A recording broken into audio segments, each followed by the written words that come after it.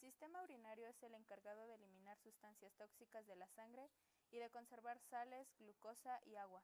Regula la presión arterial y el equilibrio ácido-básico del cuerpo. La unidad atómica y funcional de este sistema es la nefrona. En cada riñón podemos hallar aproximadamente 1.000.000 de nefronas, las cuales cumplen una función. Esta consiste en que la sangre entre con desecho a cada riñón por medio de la arteria renal. De ahí, la sangre llega al riñón donde se filtra en cantidades de 170 litros por día. Después, en la cápsula de Bowman, se produce un líquido de color claro, sin glóbulos rojos ni proteínas. Solo contiene nutrientes y gran cantidad de agua, que deben ser devueltos a la sangre.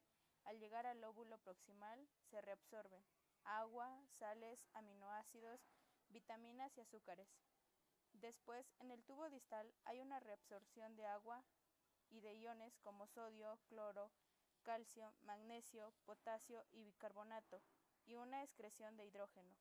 Y cuando el filtrado llega al conducto colector, se reabsorbe más agua y cloruro de sodio, así como un poco de urea, formando finalmente la orina. La orina producida desencadena por el uréter para ser almacenada en la vejiga, donde se guarda hasta el momento oportuno de expulsarla por la uretra.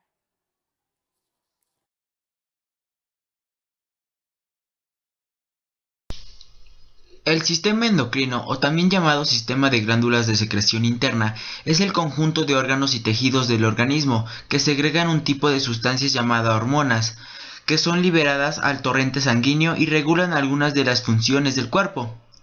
De esta se deriva la hipófisis o glándula pituitaria. Es una glándula endocrina que segrega hormonas encargadas de regular la homeostasis, incluyendo las hormonas trópicas que regulan la función de otras glándulas del sistema endocrino, dependiendo en parte del hipotálamo, el cual a su vez regula la secreción de algunas hormonas. Aparato reproductor femenino. Les voy a explicar la formación de gametos. La ovogénesis es el proceso de formación y maduración del óvulo. Fases de la formación de gametos. Fase de proliferación comienza por mitosis en el óvulo durante el desarrollo penetral. Fase de crecimiento. También antes del nacimiento, estas crecen con lo que se originan muchos ovocitos primarios. Fase de maduración. Cada uno de ellos inicia la primera división meótica, pero detienen el proceso de profase. También les explicaré el ciclo menstrual. Para poder entender los trastornos físicos del ciclo menstrual, debemos inicialmente comprender algunos aspectos básicos de su fisiología. Fase folicular. Los folículos se encargan para la ovulación. Fase primordial. El comienzo del ciclo está marcado por el crecimiento inicial de un folículo primordial.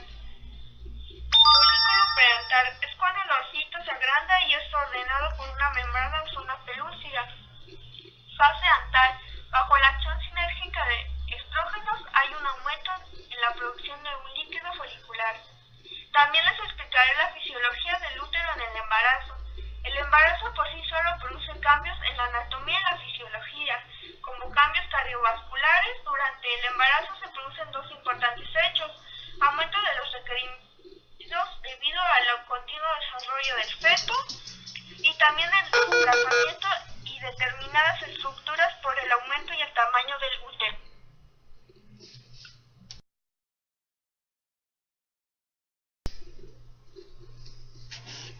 Espermatogénesis. Es el encargado de la producción de espermatozoides.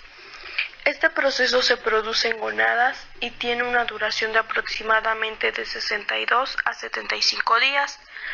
La espermatogénesis comienza cuando las células geminales de los túbulos seminíferos de los testículos se multiplican. Se forman unas células llamadas espermatogonias. Cuando el individuo alcanza la madurez sexual de las espermatogonias, aumenta en tamaño y se transforman en espermatocitos de primer orden. En estas células se produce la meiosis. La meiosis 1 dará lugar a dos espermatocitos de segundo orden y tras la meiosis 2 resultarán 4 espermátidas que madurarán para transformar espermatozoides. La misión. Este es el proceso mediante el cual la vejiga urinaria se vacía de orinar cuando está llena. Esto funciona cuando la vejiga se encuentra comprimida por los demás órganos. Cuando está vacía, su llenado produce progresivamente, hasta que va a la tensión de sus paredes. Se eleva por encima de un valor umbral, lo cual desencadena un reflejo misional que produce la misión, o más bien decir, orinar. Y si no se consigue, al menos provoca el deseo consciente de orinar. La eyaculación.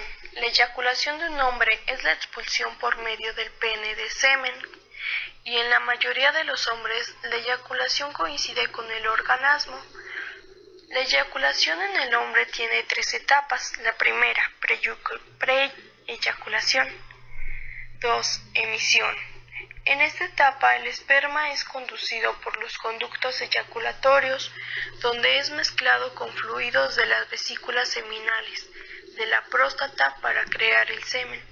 3. Es la eyaculación. El semen es emitido por la uretra y está en la emisión del semen. No es controlada porque primero se produce un chorro a gran velocidad que se lleva el líquido seminal a la zona más profunda de la vagina.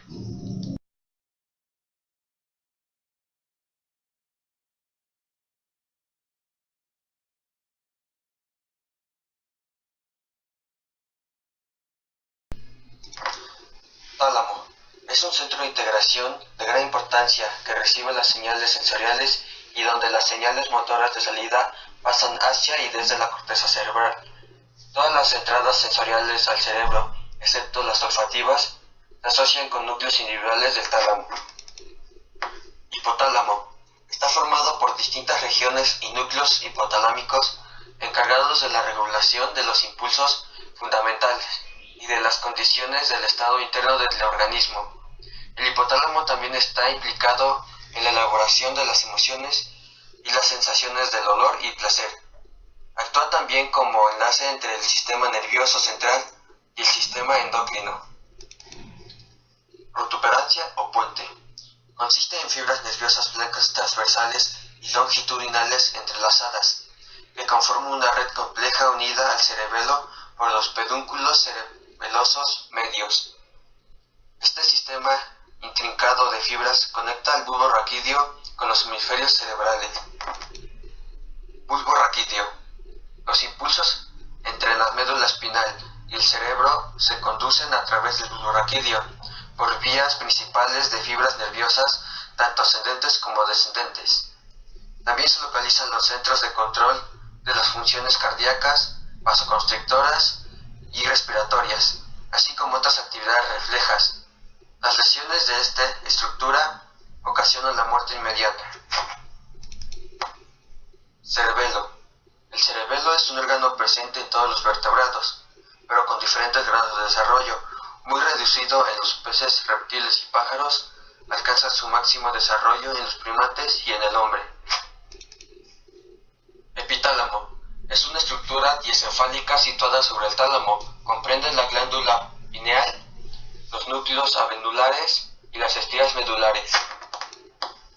Subtálamo. Su función principal se relaciona con el movimiento corporal.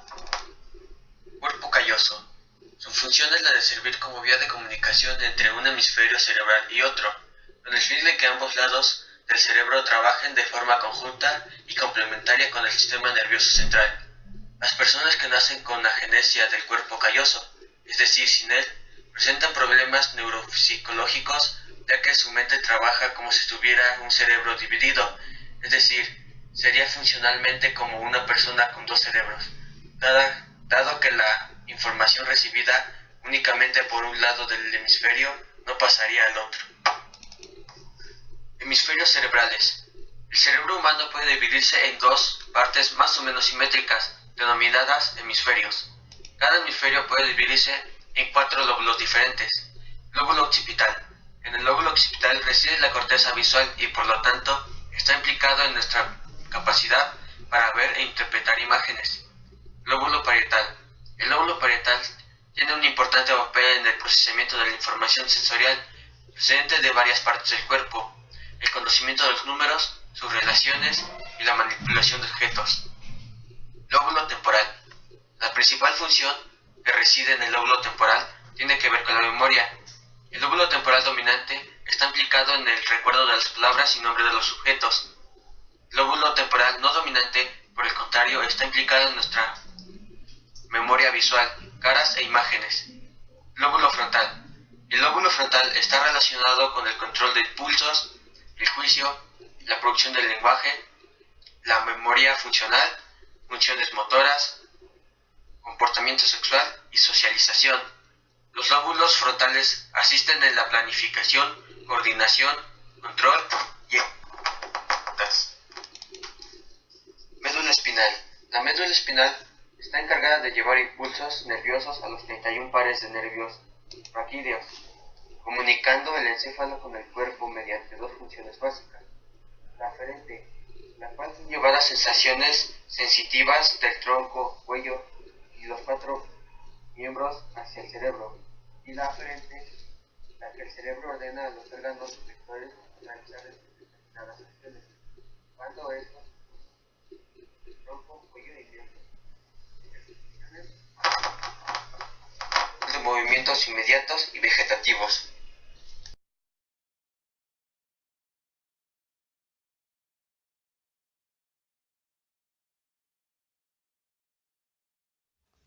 A continuación les presentaré el tema de la piel. Mi nombre es María Itzel Pérez Miguel. Nos preguntaremos todos, ¿qué es la piel? La piel es una membrana que recubre toda la superficie del cuerpo.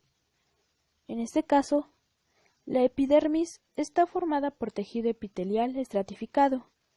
Se considera que tiene una capa externa en relación con el exterior y una cara interna que descansa sobre la dermis.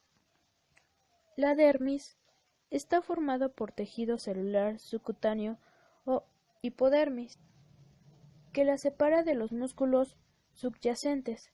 Se encuentran los anexos de la piel y las papilas dérmicas. Los corpúsculos nerviosos terminales, cuya expansión está envuelta de tejido conectivo, son de diferente tipo.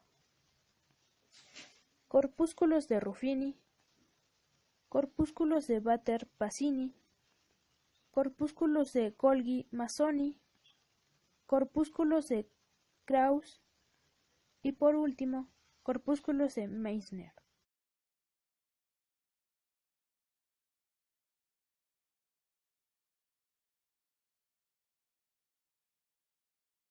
La córnea es la parte frontal transparente del ojo humano que cubre el iris, la pupila y la cámara anterior. Esta contribuye a la mayor parte del poder del enfoque del ojo. Las funciones principales del cristalino son la de refractar la luz y la de enfocar objetos que varían su distancia, ya sea cerca o lejos. Entre las funciones del humor acuoso se encuentran la de nutrir y oxigenar a la córnea y el cristalino, estructuras que carecen de aporte sanguíneo a la edad adulta. El iris constituye a un tejido membrano muscular que funciona como un diafragma dentro del ojo. El iris es la estructura que nos proporciona el color de nuestros ojos. La función del humor vítreo es mantener la forma del ojo y conseguir que la superficie de la retina sea uniforme para la recepción adecuada de las imágenes. La retina es la capa de tejido sensible a la luz que se encuentra en la parte posterior interna al ojo. La retina convierte imágenes en señales eléctricas y las envía a través del nervio óptico al cerebro. La esclerótica es un tejido fuerte y fibroso que se extiende desde la córnea hasta el nervio óptico en la parte posterior del ojo. Esta le da su color blanco al ojo. La escleroides es la capa de vasos sanguíneos y tejido conectivo entre la esclerótica y la retina. Esta suministra los nutrientes a la parte interna del ojo. El nervio oculomotor es uno de los nervios que controla el movimiento ocular y es responsable del tamaño de la pupila.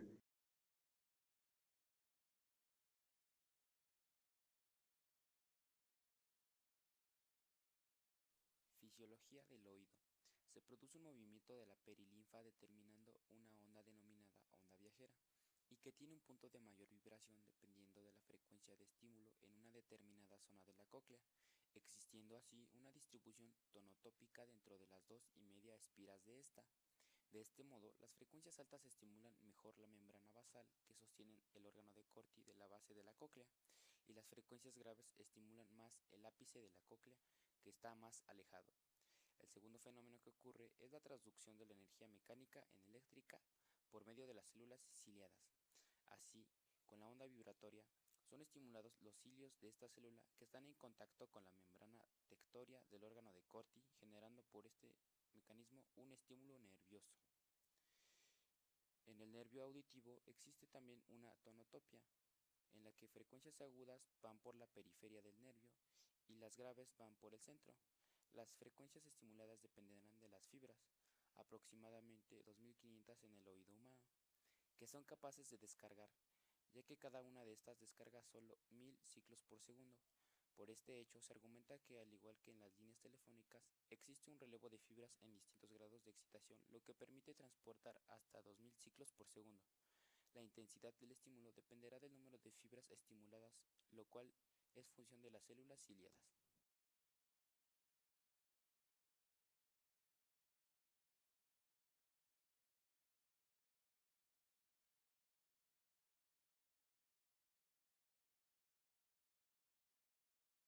Los receptores de sentido del gusto son quimiorreceptores que se estimulan por moléculas disueltas en la saliva.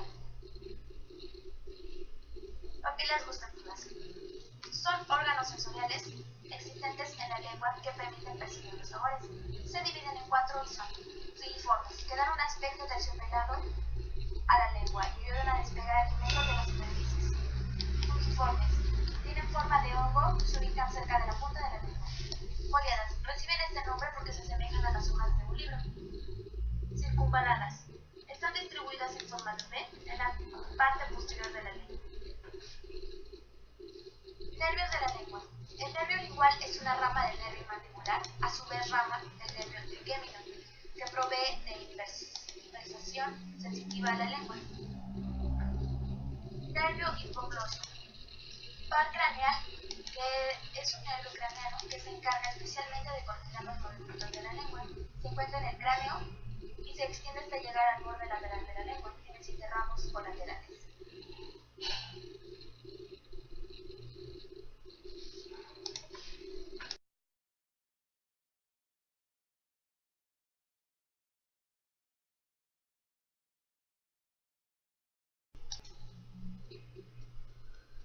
El olfato. El olfato es el sentido encargado de detectar y procesar los olores.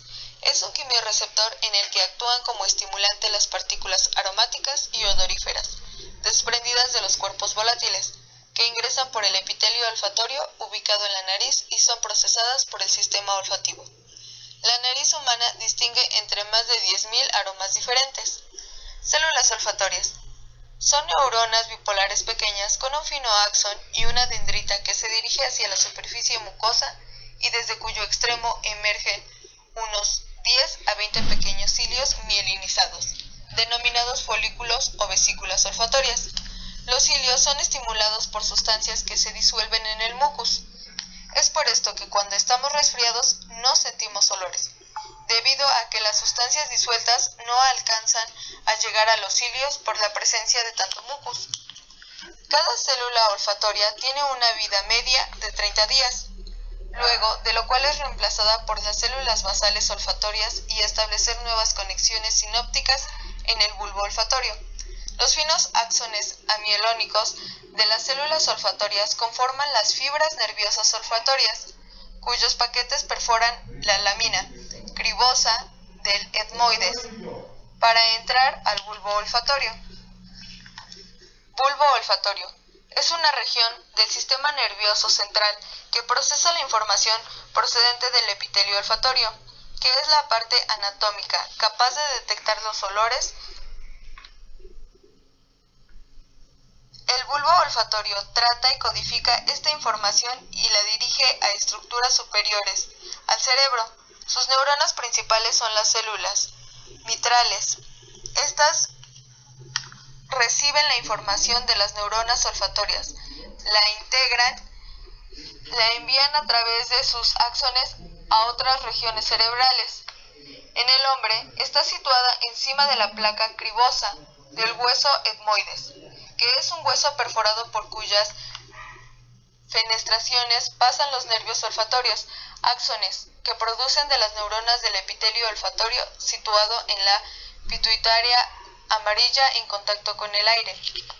El bulbo olfatorio está en la parte postero antero nasal de la nariz.